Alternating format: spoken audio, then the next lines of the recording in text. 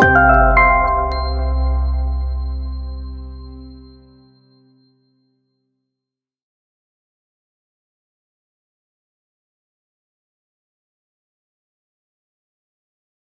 is the CEO of Cognizant Foundation. He's a seasoned IT professional whose journey into the development and social sector was sparked by an opportunity to evaluate a project proposal from an orphanage on behalf of Cognizant Foundation. His active involvement in Cognizant's volunteer program eventually led him to become the global head of volunteering. Inspired by the desire to make a difference wherever there is an opportunity, Deepak transitioned into CSR. As the CEO of Cognizant Foundation, Deepak spearheads several impactful projects offering innovative solutions to persistent problems. Martin is a management consultant, a humanitarian in the humanitarian aid sector. A Dutch national, he has 20 plus years of experience in the aid sector, much of it with Medicine Sans Frontiers or Doctors Without Borders on executive and board levels. Starting in 2000, Martin worked with MSF in different positions and countries. In 2011, he started the institutional office of MSF in India and became its first general director. In 2017, he founded Hope Unlimited, an NGO in Chennai, along with his wife. Currently, he is a consultant for different aid organizations. Manjunath Shetty is the past district governor of Rotary International, a first-generation entrepreneur born into an agricultural family. Mr. Manjunath Shetty joined Rotary in June 1997. Since then, he's held various roles, president, district governor, and is now serving as the regional head of Rotary Foundation, covering 10 Rotary districts across 4 states. He's also the chairman of Rotary Bangalore Ulsu Trust. As the district blood donation chairman in 2010-11, in an all-time record of 52,000 units of blood were collected under his leadership. He's represented his district at COL, Rotary's Parliament called Council of Legislation, held in Chicago in 2019. He was the zonal literacy coordinator for the RILM Teach mission, also the zonal coordinator for Rotary's COVID vaccination task force. Over to you, Deepak. Thank you, Doc. Good evening, everyone. I know this is the last session for the day, and I hope we will engage you as much as possible. I guess there is a opportunity for the audience to ask questions via the app, so I'll keep a watch on it. But feel free to ask any questions verbally without the app. So otherwise, I guess in an increasingly globalized world and the global economy, the topic of this session, cross-border volunteering, is all the more pertinent. It is important for us to look outside, look beyond our borders, our country, and then figure out opportunities where we can truly make a difference through cross-border volunteering. Right. So in that context, I thought I'll share a case story or an experience that I was privy to during my role as the employee head for Cognizant Outreach, which is Cognizant Global Volunteering Program. And as you may know, in some of the rural schools, particularly the government schools, wherever in India, there's always several problems. One among them is lack of teachers. Second, lack of role models for the students to look up to. And here was an employee based in Cognizant, US. Her name is Kavita Pandian. And Kavita was born in a small village in Virudhunagar district in Tamil Nadu. In fact, Virudhunagar is one of the aspirational districts under the Niti Aayog program. And she somehow saw an opportunity that while she is working in a cushy role in the US, she should do something about the school children. And I'm assuming she was probably, she studied from one of those schools, right? And so she somehow got in touch with a couple of school teachers who were teachers in a government school, and then talked to them about, hey, can I do something? I mean, at a minimum, I can teach English. I can teach other things, but you let me know, kind of thing. Then all of them started discussing the problem. Oh, internet connectivity, which Teams, Skype, Zoom, etc. I'm talking about pre-COVID, somewhere in 2017-18. And they somehow figured out some of the problems. There were 3 computers lying, not functional. But then they got hold of somebody in the village to sort of at least fix one computer, and somebody gave a projector, and then things started rolling. So much so that at some point in time, she was able to not only involve herself in volunteering. Of course, she was in the East Coast, so when the classes started at 9 a.m., it was like late night for her, and so on. And over a period of time, other employees joined in thanks to her promoting it on LinkedIn and other platforms. And at some point in time in 2019, there were as many as 55 volunteers who were teaching students in about 12 to 13 schools, right?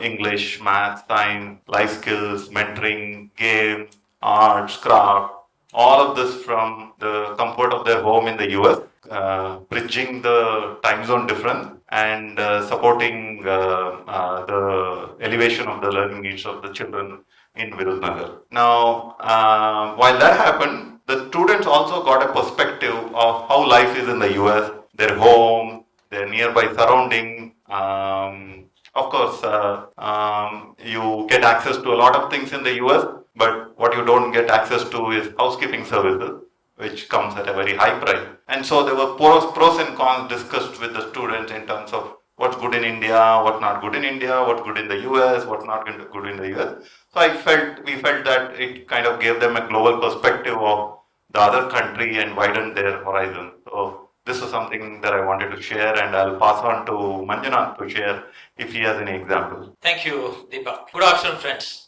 Now, just before I take up that subject, can I know how many of you have heard about Rotary? Can you? Oh, that's good. I'm very much pleased.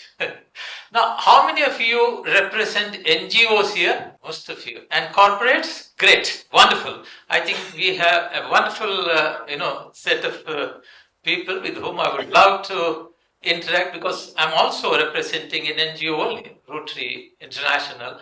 In fact, just to give a small perspective of Rotary quickly, because I have been introduced. Now, Rotary is a worldwide service organization. It's there about 210 countries now, close to 1.2 million members. All members are professionals, business people, and of course, the community leaders, with one motto: service above self. That is our motto. And the mission is to advance world understanding and peace. So all that we do in terms of service, basically the ultimate aim is to see that we have a peaceful world. We are not the decision makers because we are not into politics, or we don't have that kind of a platform. But then people to people, person to person, that is where we make the difference.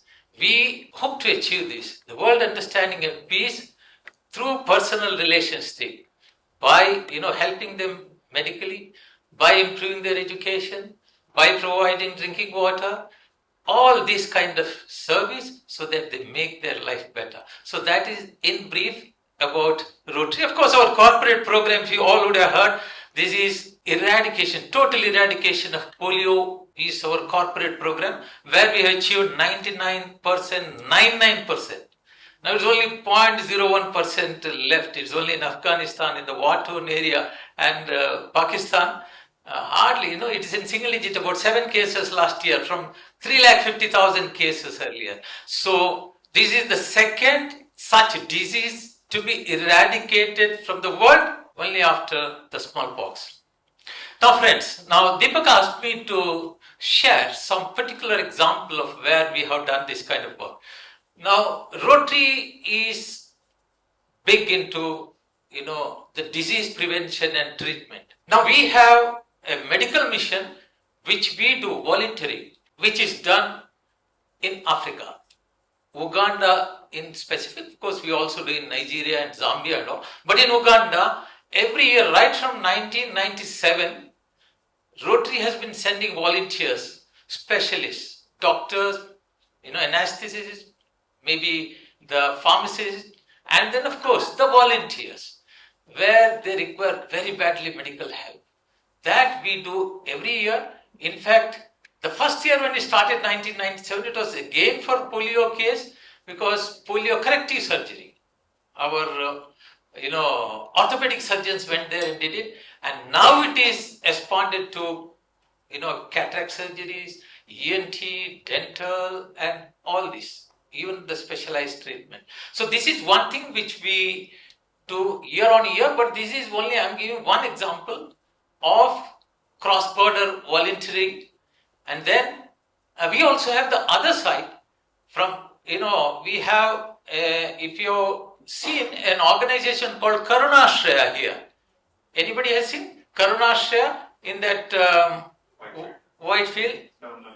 Yes, terminally ill patient. That is a Rotary project along with Cancer Society of India, where we have cross-border volunteers coming from UK, specialists to treat palliative care patients, especially to train the nurses and the paramedical forces to treat them because they're in the last stages of their life.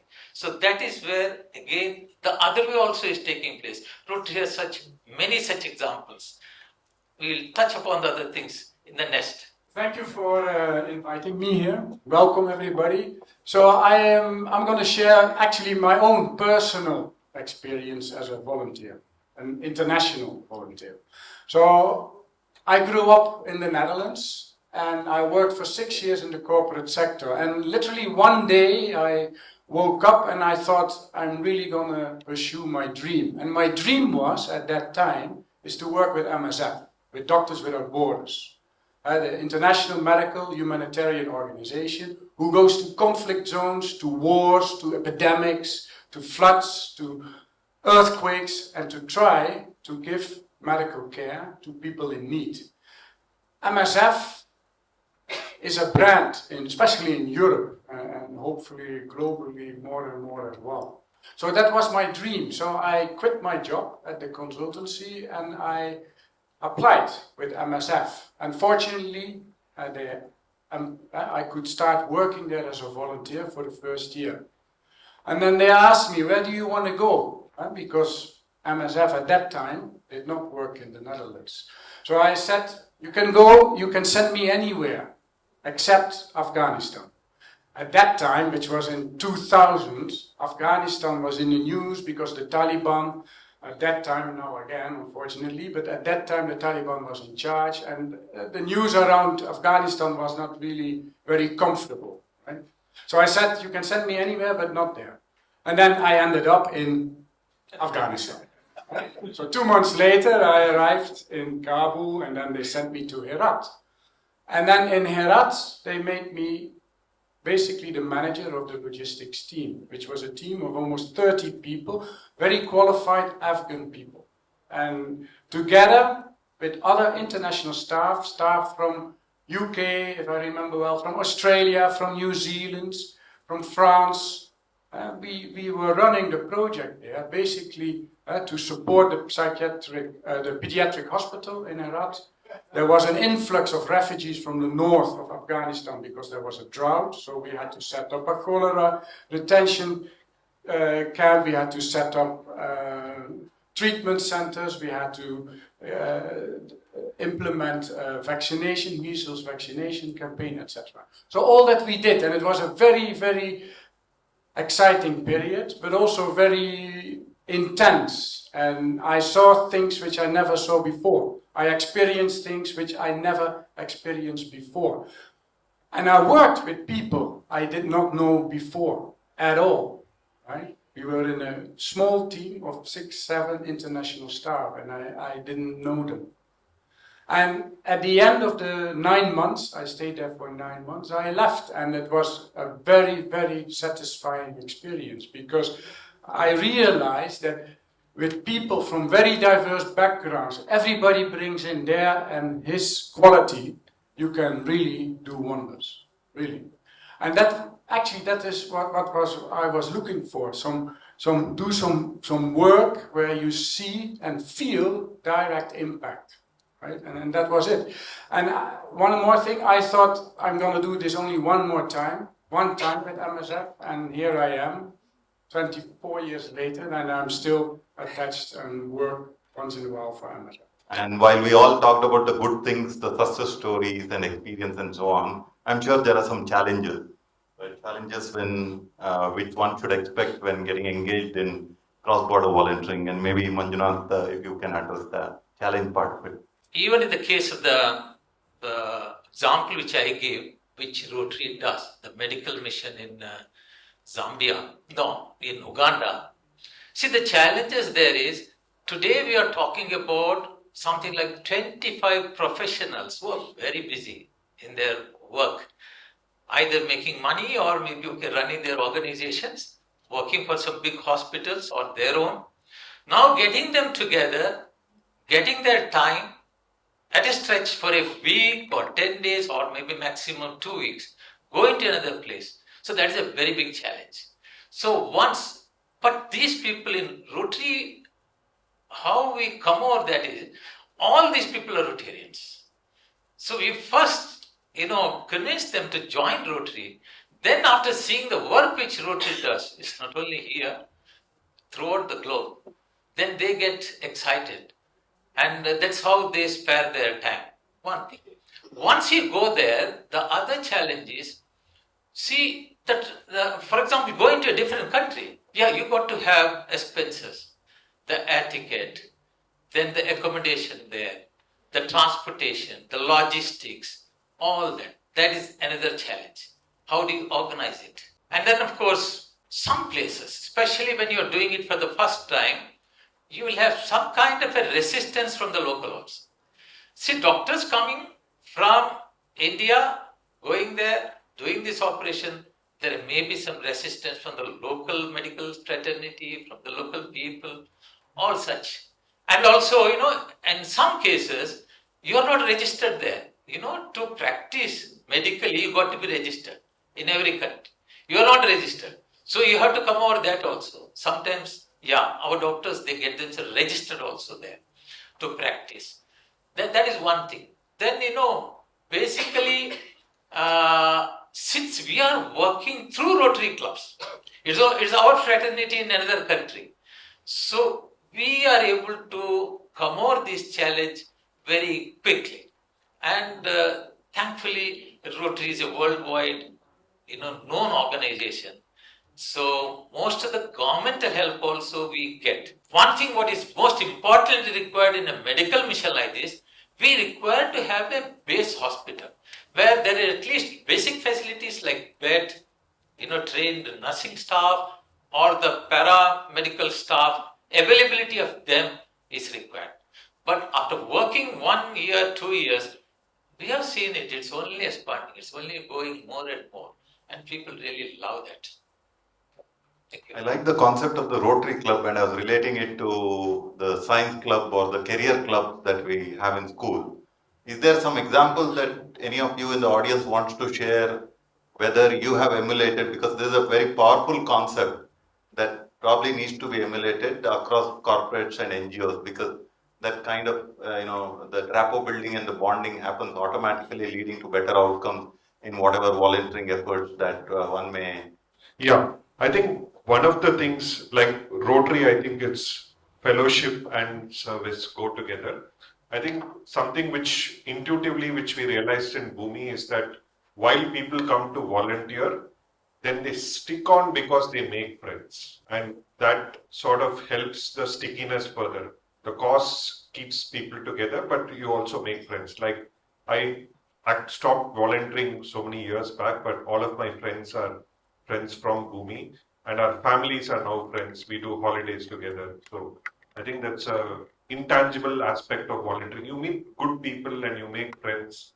And I met my wife in Bhumi as well. So of course, you people who are so active in the social media, you know how to build a relationship. Now, Rotary, such a work like eradication of polio. It's a disease getting eradicated from around the world. How is it possible by an organization, an NGO like Rotary? Because it's not government. Which government might listen to you? But building up, cooperation with other NGOs, with other organizations. What Rotary has done is they built a beautiful relationship with UNO, UNESCO, WHO, and the Center for Disease Control in US, and all that. And here in India, if you, some of you would have been following, the government was very active. Like Harshavardhan, who was the Health Minister of Delhi, it is he who took over to the government. Then of course, Ghulam Nabi Azad, who was the central health minister, he took it up. And the government actually participated. It's actually 90% of the work has to be done through government. You as NGO can only push it. We can volunteer ourselves, but we don't have that reach. The reach has to be got from these people. Rotary is successful because we are able to get the reach of the government, reaching to a hilly area where there is no road. You have to travel by camel to give that vaccination to a child. Maybe only 2 children there. You have to travel 15 kilometers. Or you have to cross a river and go there. All this happens because of collaboration. Rotary believes in it. Thank you, Manjunath. Martin, would you like to, No, with respect to the challenge? I get lots of triggers here, but to add to what you said about family, that's also what you hear a lot in MSF, right? We are a very big organization now, but we are still a family. We have 60,000 staff, we have 6,000 international volunteers, and all of them, most of them, they consider MSF as a family because we are put in very sensitive spots, right? It's not going on holiday. You end up in a war zone like Gaza or South Sudan or Somalia or any other country where there is a need for medical aid. And working as a volunteer in such a context creates a huge bond, you're right. Even when you're from different nationalities, etc., actually it doesn't really matter anymore, right? It's about the skills you bring, the collaboration, the effort to collaborate. That becomes vital in a team when you are in such a context. And that is something very nice, but it can also, talking about challenge, it can also go very wrong, right? People are people, it can also go wrong. And that's a challenge to manage the team dynamics, to manage international staff working together, but also with local staff, etc. That's just a personal. And I'd like to take this. I'd like you to take this question that has come from the audience.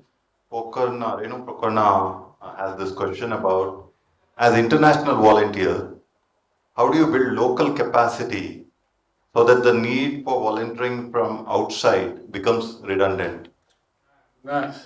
Very good question, and I'm very happy for that question, because I'm not talking, I'll share a little bit about the history of that in MSF, because we learned a lot, and other organizations perhaps are already ahead there in terms of partnering with local organizations. And as MSF, we had to learn that. Previously, 20 years ago, we were seen quite isolated, and we were doing all the work ourselves. Fortunately, now that is changing or has changed dramatically. We also understand that the local capacity, the local community is the starting point. So we have to engage with local skills. There are many very capable people on local level where we build relationships, where we partner, and where we try to develop the proper program for that particular context. So you see a shift in terms of the skill set we need in international staff, which is going much more to coaching and mentoring and building capacity locally and vice versa, actually. Because to be very honest, I learn more from people in the countries where I worked. I worked in 6 or 7 different countries than the other way around. Really, that's one of the main advantages of volunteering, is that you learn a lot from other contexts. Talking about coaching, I think it's the build, operate, transfer model that needs to be employed, right? When there's a new technology that needs to be implemented, a new project, a major new highway or a cable bridge needs to be constructed, you always draw upon people from outside the country, but they will help in building, but also build local capacity before they move out. So that's a model that you are trying to say. Can I add a word here? Sure. Now here, especially when we talked about any such mission going outside the country and doing ourselves, one of the aspects is training the local people there. For example, when our people went there to do the polio corrective surgery, these surgeons trained a lot of people there to do the surgery. In fact, one of the technicians who does these calipers, for these affected people, he had to stay back for 2 months to train the local people to do this calipers themselves. So training, and we in Rotary have a scheme called VTT, that is Vocational Training Team. We send our vocational training team to such people for a duration of say 5 weeks or maybe maximum maybe 6 weeks and train them. Same thing the other way also it happens reverse also. They come from that side, the trainers. It is a scheme and it works fantastically well. There is a saying, no, you give a fish to somebody, it suffices for one meal. You have to teach him fishing. Then only they are self-sufficient. I have a next question from Ishita Ora from Reliance Foundation. The question is, what's the panel's opinion on volunteerism, where people pay to stay and volunteer in farms or school? I'll address the question on volunteerism before I'll ask either Martin or Manjunath to talk about it. And we had this interesting analysis done on what is the profile of the volunteers participating in the corporate volunteering program. And I know we kind of knew it, but it became very apparent from the data that people who are above a certain grade, certain age, who are married and have kids do not volunteer because they are under their family pressure, whatever, right? But we wanted to figure out how do we address this challenge and get more of those such people into volunteering. So we organized a bus, called all the senior managers and above, and about 35 people turned up, including the center head of Cognizant Bangalore operations. And then we took them to about 4 locations in Bangalore, closer to the office, where the other volunteers were volunteering. So it was a orphanage, it was a school, it was a shelter home, and so on, right? So looking, venturing into the school, venturing into the orphanage, looking at the condition of the classroom, the school, and the change that has been brought by the volunteers in some small aspect, hearing the volunteers share how they have been able to volunteer, opened up their eyes, right? So they were very emotional, they were talking about how they will pursue something on their own along with the other volunteers and so on. Of course, we didn't track what happened after that, but I felt that this was we called it voluntour, where we took them on a tour in a bus and went around the volunteering spot and gave them an exposure, so which probably prompted them to think, okay, maybe I should also contribute. Anything to add, Martin or Manjunath, on volunteerism? Now, if I say we, it's MSF, by the way. We don't do really volunteerism like that. We are really looking for serious volunteers, of course. Serious in the sense that because they go to certain contexts, right, where we can't take too many risks. But what we do with volunteers is also that when they come back, so they have been in a certain country, and we ask them when they come back, that they share their experience in schools, in Rotary clubs, in whatever other relevant platform where they talk about their own experience, what happened to them, what happened with the people they try to support.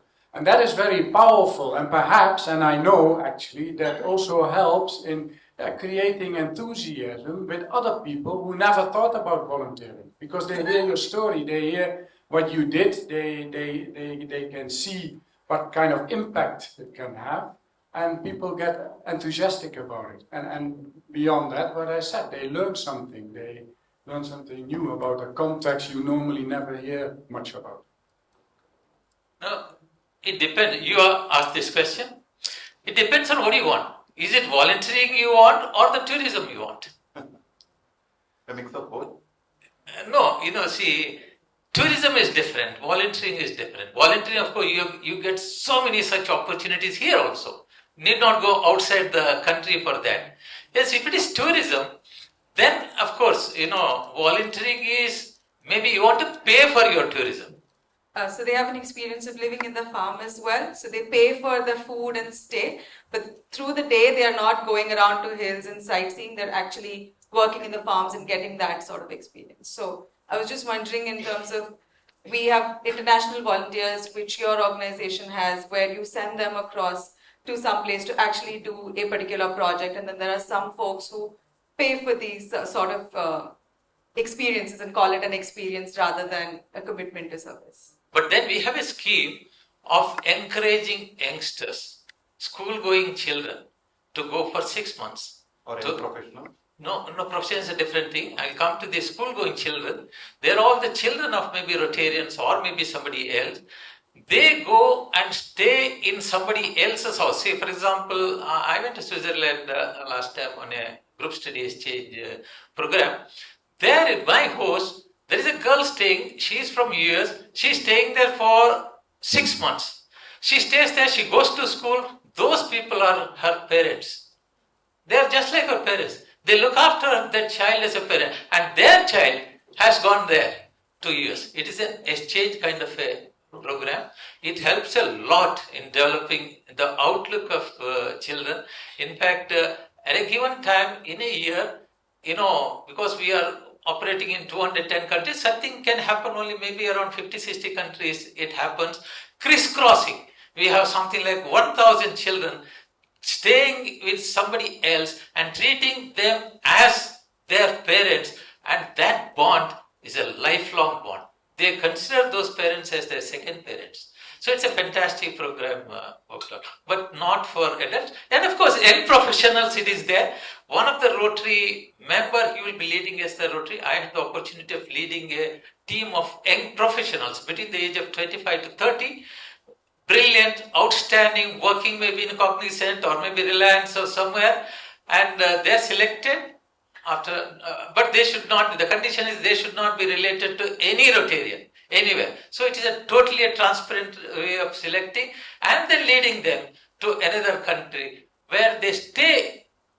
Like, for example, I led a team of 2 girls and 2 boys, 5 of us, we stayed with 5 different families every time for about 6 to 7 days, and we were there for 6 weeks in different countries, different cities in Switzerland. It was a great experience. But then now, in the last 5 years, this program is discontinued because we expect these youngsters who make use of Rotary and have so much of fun and experience, they don't come back and join to Rotary. They don't give back to that one to Rotary. So that's very important. When you take the benefit, you should have the mind to give it back. So that was not happening in big way. That is discontinued. Okay, I was recollecting your previous point on students undergoing the exchange program, and I was wondering after 6 months whether the student has a choice to stay with their biological parent or adopted parent. No, what happens? See, here we don't have that concept. Because calculate everything. 1 to 12, every year is important. Then, that tuition, then getting into professional thing. They're very happy to leave a child 1 year off. So just goes and joins to some school. That is different for an experience. Now it's happening here also in India. In India, especially, a lot of our districts. In Bangalore, it's not so much. In Bombay, so many of them. They go, stay there for 6 months, 1 year, or maybe 6 months with one parent, 6 months with another. So these are all happening. This is tied up between Rotary clubs. Rotary club in Los Angeles, Rotary club in Bangalore, they tie up. They say, we will set, student exchange of, say, next year, this much. There's only travel is the cost, no other cost for them. But here, sometimes, it becomes a little problem here. We have to make 100% sure, especially when adolescent girls come from US and Europe, they're well built. They don't look like that 11, 12 years child. Some of them are well built. And we have to take very particular care that the parents or their, hosts, we have to select with a lot of extra care so that these children are treated well. And also another problem which we faced few years back here is those children, they don't like any of your restrictions. And now we are here scared to allow our own daughter to go out in the night. But these children, some of them, they suffocate. They have to go in the night. They have to go out and meet friends. That's why this has to be very, very carefully handled. Otherwise, the entire district Rotary Club would be, blacklisted if any one such incident takes place. So we have to be very careful on all that. So the next question is from Aarti. What are some of the domains other than public health where cross-border volunteering prevails internationally? or should prevail according to you, and what can help facilitate the same? And I was thinking about pro bono volunteering, and as you guys know, India has a lot of IT talent, and a lot of good work happens out of the various corporates. So one of the things that we recognize very early on is how do we leverage IT talent for tech for good initiatives? And that's where we tied up with Cognizant's client Salesforce. And Salesforce has the CRM platform, and they have a concept of donating 10 licenses to an NGO free of cost, provided somebody else implements the platform. And so there was a gap that we saw, and there were Cognizant volunteers from the Salesforce practice who developed Salesforce applications for various customers, jumping in and providing their spare time, evening, weekends, and so on, and developing the CRM modules for various organizations, non-profit specifically, in UK, Philippines, and Africa. So this was an opportunity to utilize their formal talent for the benefit of the non-profit sector. Manjunath, you wanted to add anything? No, just I see many areas, where cross-border volunteering can be. Other than public health. Yeah, other than public health. I mean, education, construction. I mean, almost every area. But it's also good, I think, to mention that when you talk about public health, like in MSF, it's not only doctors. We not only recruit doctors, we also recruit financial people, we recruit communication advocacy people, we recruit lawyers, we recruit other legal experts, we recruit a wide variety of volunteers, actually, to do our work. We are doctors, because that's the work we do, but all the support staff is also should also be available within our organization. So that's also people we recruit. So essentially, any function, any role can be useful in cross-border volunteering scenarios. Yeah, I think so. Okay, I guess the next question probably you are the best place to answer. This comes from Himanshu. How does volunteer organizations ensure the safety of volunteers in conflict or war zones? After returning to their home country, if any volunteers has an effect on mental health, like PTSD in this case, how can the volunteer organization assist their volunteers to get out of it? One of the challenges as a volunteer when you go, for the person, him or herself, but also for the organization indeed, when you go, is that nothing bad happens, right? So one first thing preventative is code of conduct, right? That the organization, but also the volunteer, him or herself, is working and living according to the code of conduct. When it happens, that there are proper procedures in place, right? That is open and confidential reporting, and that the management is following up on issues like that. Afterwards, and we see that a lot, therefore it's standard practice in MSF, is when you come back, you get a debriefing with the psychosocial care unit, which is a mental health component and a physical component. And if there are issues, you will be followed up. So there is a system in place which recognizes that this can happen, bad things can happen, let's put it like that, within the organization, within the context, etc. And they are following up on that. And I think it's very important. That's part of the duty of care of your staff, your normal staff, but that includes your volunteers. So there should be a code of conduct policy, Affirmative. and a policy and procedures manual on how do you handle various scenarios that can emanate from the volunteering experience? Yes, I think that's part of duty of care of the organization. Yeah, Deepak. In fact, one of the programs of Rotary is peace building and conflict resolution. This is taken up by Rotary as a course.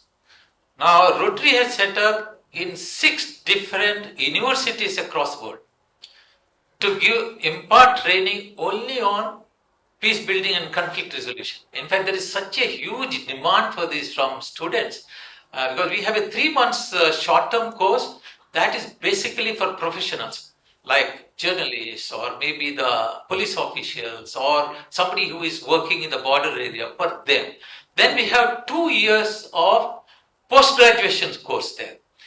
Those are the students who are so much in demand in organizations like and they get very highly paid afterwards. This is a course which is given by Rotary. Now they are also looking to take one universities, maybe by next year it will happen, even in India. One of the universities in Bombay and Pune, what is that university in Pune? They have applied for it. It might happen here also. See, this is especially when you are going to war and the conflict zone. Then okay, we have to be careful. Anything can happen. One small example if I had to give, in Pakistan, polio, these drops and other things are given by volunteers. They go from door to door, they reach there. But in polio, in Pakistan, government is so much encouraging this. But the people in the war-torn area, they had a misconception that Osama bin Laden was identified by a polio worker, that he is living there. That was somehow gone there. And with that, we have lost something like more than 60 polio volunteers have been killed by militants over a period of 1 year. But even then, thanks to these, especially the women of Pakistan, women volunteers of Pakistan, still they went from door to door because their chance going is difficult. So women volunteers, they volunteered even afterwards. When a particular volunteer was interviewed, she told, yes, I am prepared to give my life. The children of has to survive. They should not be get affected by this dreaded disease. So this is a personal choice also of going. Yeah. All right, thank you for the questions, and I'll probably come back if there are more questions. But at this point, since we are talking about MSF, Rotary, and from a Cognizant perspective, why should organizations facilitate or enable cross-border volunteering? What is the value proposition for the organization? Start off with Martin. For us, basically, volunteerism is in the DNA of MSF. We started as just journalists and doctors who went to a war and they were appalled because they were treating patients, but nothing else happened, right? The war just continued. So they wanted to speak out, so they wanted to do something about it. And the volunteerism, therefore, addresses a compulsion from many people to act and to do something good, right? That's a very important part of volunteerism. Another thing is, of course, is that by doing it internationally, by having cross-border volunteerism, you bring together a lot of diversity, a lot of different people with different ideas. And we believe in MSF that increases the quality of our work, of the different activities we do. We also actively seek for that. We don't want to be an organization who always works with the same people. We want to have new ideas, new views every year. So we are open to also new volunteers. We don't want to have all our volunteers always coming back every year. We keep space for new people who do it for the first time, which is very important. Because, again, it gives new perspectives for the organization. It challenges the organizations not to fall asleep. And, of course, for the volunteers themselves, it offers a lot of diverse learning opportunities. Yeah. In fact, we know our country, especially during the COVID time, our country could help something like 90 other countries by giving this COVID vaccination. You know what happened out of it? Such a wonderful relationship is built. We have seen in TV, a particular president came from one of the African countries or Latin American countries, I don't know. He came and touched Prime Minister Modi's feet for helping his people. It is a crisis. It is in most of the countries, especially poor countries, the third world countries, and the countries who are affected by wars and so many things which are not in their control. So they lack these facilities. Some of them basic facilities, which we have seen in India, say 30, 40 years back, which we are not finding it now. A small help. I seen in 20 years back, 25 years back, when I was the president of a Rotary club, we did a cataract surgery in Hoskote, the villages there, and some 40 old ladies and old people, men also. They were brought to the base hospital in Hoskote. Their operation was done, and the next day when that bandage was getting removed, I took my district governor. I told, this is my class project, so come with me. So we went there and saw, and the doctor was removing. Slowly they could see, and one particular lady, I found her weeping. She was weeping. She was crying. Then we thought something might have gone. We got really scared. Something would have gone wrong with the operation. Then I went there and asked her, Ajji, ಏನಕ್ಕೆ ಯಾಕೆ ಹೇಳ್ತಾ ಇದೆಯಾ ಏನಾಯ್ತು? Then she says, Illappa. She first didn't open up. After she told, look, Maga, ನೀವೆಲ್ಲ ದೇವರುಗಳು, she says. God, you are God, she says. She says, she never thought that she will be able to see again in her lifetime. Because at home, they treat her like dirt. Because she can't do her work. She has to have help from others. Now she says, I can see. You are God, you have given me my eyesight. And how much you spent? 250 rupees per person, patient. We really felt, if we can be God by spending 250 rupees for one person, we could be God for hundreds of people with our kind of, at least with a small income which we are getting. We can be. It happens country-wise also. So many countries outside also. Yes, Dr. B.M. Hegde, some of you would have heard, very famous cardiologist from Mangalore. He used to say, when you help somebody and when you get that kind of reaction from them, that's, help you so much. It increases your health. It really makes your health good. You become a much more healthier person. You are a better person ultimately. This happens everywhere. That's why in Rotary, our vision statement in Rotary is, together we see a world where people unite and take action to create lasting change across the globe, in the communities and in ourselves. After doing such service, the most benefited person we consider is ourselves. I'll add my perspective, and this is from an IT organization, right, IT services firm. I felt our company sees this as a training launch pad for employees, young employees, right, rather, because ultimately they have to work with customers from across the globe, and so there has to be a fair bit of communication skills developed and knowledge of their culture and so on, which may be different from ours.